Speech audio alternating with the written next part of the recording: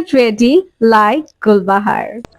একটা সাদা রঙের সায়া নিয়ে নিলাম আর আমি পরে নিলাম আমার চিকেন কারি কামিজ আর চোখে একটু কাজল দিচ্ছিলাম কারণ আমার কাছে মনে হয়েছে এই থিমটার সাথে কাজলটা মানাবে যেহেতু গুলবাহারের ফেসটা কখনো শো হয়নি। আর তারপরে কিছু অক্সিডাইজ চুড়ি নিচ্ছিলাম সিলভার কালারের আর নিজস্ব টাচ দেওয়ার জন্য একটু রেড চুড়িও নিয়েছি। গুলবাহারের কানের দুলটা দেখাইনি বাট আমি একটু মিক্সড ম্যাচ করে এখানে সাদা বড় ঝুমকা পরেছি। আই হোপ এটা ভালো লাগবে।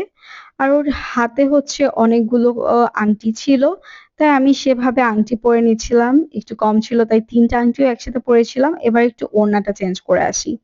কজ ওড়নাটা ছিল রেড, এক কালারের ছিল। বাট আমি এই চুনরিটা নিয়েছিলাম। গুলবাহারের লুকটা একদম সিম্পল তাই আমি একটা সিম্পল স্লিপার পরে নিলাম। ব্যাস আমার লুকটা ক্রিয়েট করা হয়ে গিয়েছে। মাথায় একটু কাপড় দিয়ে নিলাম। এটা কতটা ভালো হয়েছে, গুলবাহারের সাথে মিলেছে কিনা তোমরা একটু কমেন্ট করে জানাবে প্লিজ।